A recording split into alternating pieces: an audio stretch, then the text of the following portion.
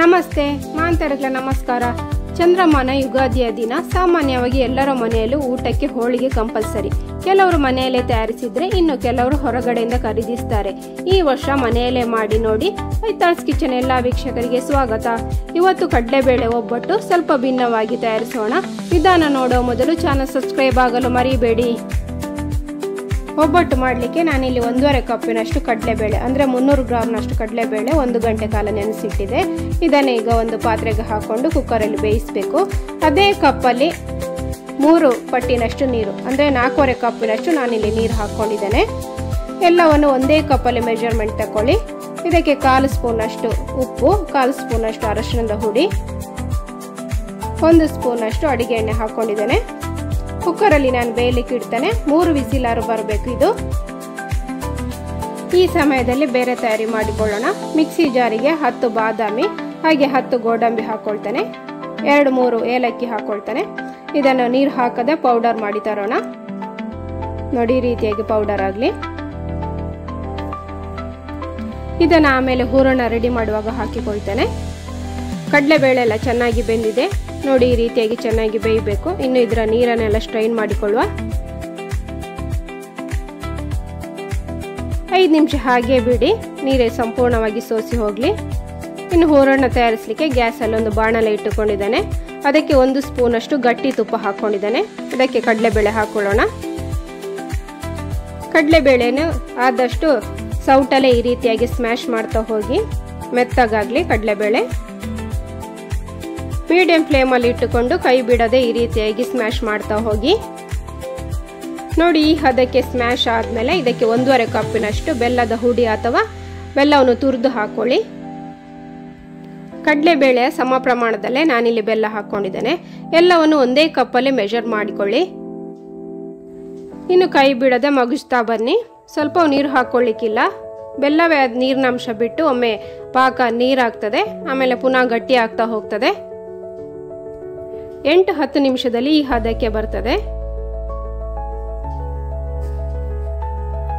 ಇನ್ನು ಇದಕ್ಕೆ ಮೊದಲೇ ಪುಡಿ ಮಾಡಿ ಇಟ್ಟುಕೊಂಡಿದ್ದ ಗೋಡಂಬಿ ಮತ್ತು ಬಾದಾಮಿದು ಪೌಡರ್ ಹಾಕೊಳ್ಳೋಣ. ಹಾಗೆ 1/2 ಕಪ್ಪಿನಷ್ಟು ತೆಂಗಿನಕಾಯನ್ನು ನಾನು ನೀರು ಹಾಕದೆ ಪೌಡರ್ ಮಾಡಿದ್ದೆ, ಅದನ್ನು ಕೂಡ ಹಾಕೊಳ್ತೇನೆ. ಪುನಃ 3-4 ನಿಮಿಷ ಆದ್ರೂ ಚೆನ್ನಾಗಿ ಮಗುಚುವ. ಹೋಳಿಗೆ ಹಬ್ಬಕ್ಕೆ ಮನೆಯವರಿಗೋಸ್ಕರ ಪ್ರೀತಿಯಿಂದ ಮಾಡ್ತಾ ಇದ್ದೀರಾ, ಹಾಗಾದ್ರೆ ಗೋಡಂಬಿ ಬಾದಾಮಿ ಪೌಡರ್ ಹಾಕಿ ನೋಡಿ. ರುಚಿಯೂ ಜಾಸ್ತಿ ಆಗ್ತದೆ, ಆರೋಗ್ಯಕ್ಕೂ ಒಳ್ಳೇದು ಅಲ್ವಾ. ಈಗ ಹೂರಣದ ನೀರಿನ ಅಂಶ ಎಲ್ಲ ಹೋಗಿದೆ, ಈಗ ಗಟ್ಟಿಯಾಗಿದೆ. ಇದನ್ನು 20-20 ನಿಮಿಷ ಆರ್ಲಿಕ್ಕೆ ಬಿಡ್ತೇನೆ.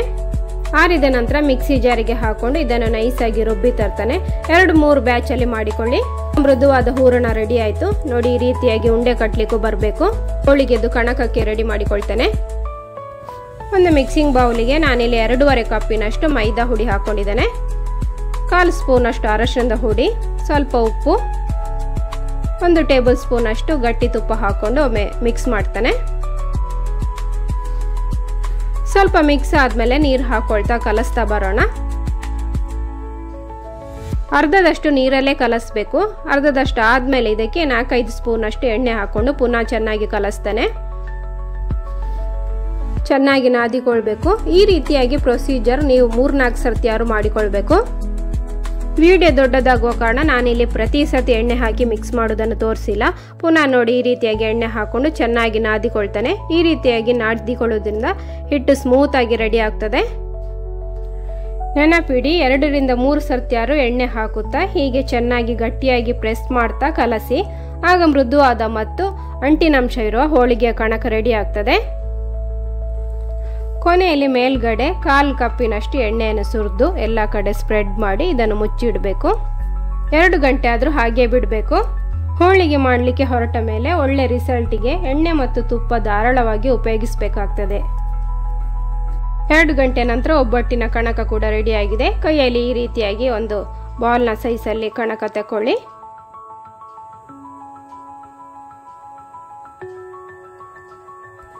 ಒಬ್ಬಟ್ಟು ತಟ್ಟಲಿಕ್ಕೆ ನಾನಿಲ್ಲಿ ಬೇಕಿಂಗ್ ಶೀಟ್ ತಗೊಂಡಿದ್ದೇನೆ. ಅದರ ಮೇಲೆ ಕೂಡ ಎಣ್ಣೆಯನ್ನು ಸ್ಪ್ರೆಡ್ ಮಾಡಿಕೊಳ್ತಾನೆ. ಹಾಗೆ ಕೈಗೂ ಸ್ವಲ್ಪ ಎಣ್ಣೆಯನ್ನು ಸವರಿಕೊಳ್ತಾನೆ. ನೀವು ಬಾಳೆ ಎಲೆ ಅಥವಾ ಹಾಲಿನ ಕವರಲ್ಲೂ ಕೂಡ ಮಾಡಬಹುದು. ನಾನಿಲ್ಲಿ ಕಣಕ ಮತ್ತು ಹೂರಣದ ಉಂಡೆಯಲ್ಲಿ ವ್ಯತ್ಯಾಸ ತೋರಿಸ್ತೇನೆ. ಕಣಕಕ್ಕಿಂತ ಹೂರಣದ ಉಂಡೆ ಯಾವಾಗಲೂ ದೊಡ್ಡದಾಗಿ ಇರಬೇಕು. ಕಣಕವನ್ನು ಕೈಯಲ್ಲೇ ಒಮ್ಮೆ ಈ ರೀತಿಯಾಗಿ ಅಗಲ ಮಾಡಿಕೊಳ್ಳಿ.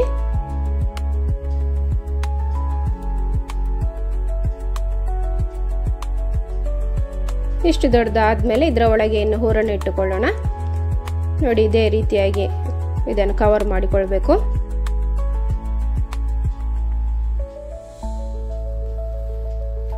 ಕರೆಕ್ಟಾಗಿ ಕವರ್ ಆಗಲಿ. ಕರೆಕ್ಟಾಗಿ ಕವರ್ ಆದಮೇಲೆ ನಾನು ಪುನಃ ಇದನ್ನು ಕೈಯಲ್ಲೇ ತಟ್ಟುತ್ತಾ ಬರ್ತಾನೆ. ಈ ಹದಕ್ಕೆ ಬಂದ ಮೇಲೆ ಮೇಲ್ಗಡೆ ಒಂದು ಬಟರ್ ಶೀಟ್ ಇಟ್ಕೊಂಡು ಪುನಃ ಇದನ್ನು ಲಟ್ಟಿಸಿಕೊಳ್ತಾನೆ. ಎಷ್ಟಾಗ್ತದೋ ಅಷ್ಟು ತೆಳುವಾಗಿ ಲಟ್ಟಿಸಿಕೊಳ್ಳುವ.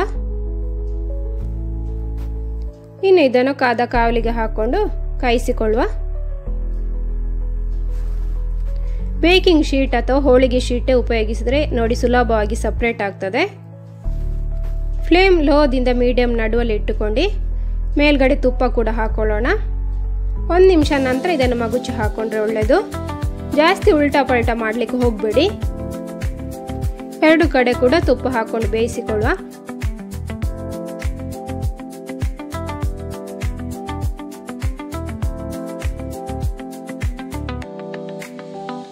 ನೋಡಿ ಹೋಳಿಗೆ ಹೇಗೆ ಉಬ್ಬಿ ಬಂದಿದೆ ಅಂತ.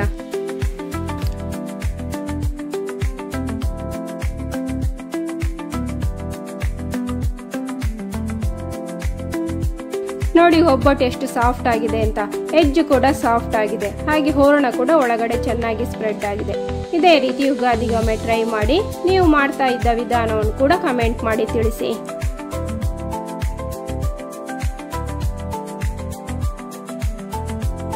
ಚಾನಲ್ ಸಬ್ಸ್ಕ್ರೈಬ್ ಆಗಲು ಮರಿಬೇಡಿ. ಇನ್ನೊಂದು ವಿಡಿಯೋದಲ್ಲಿ ಸಿಗೋಣ. Thank you. ಬಾಯ್.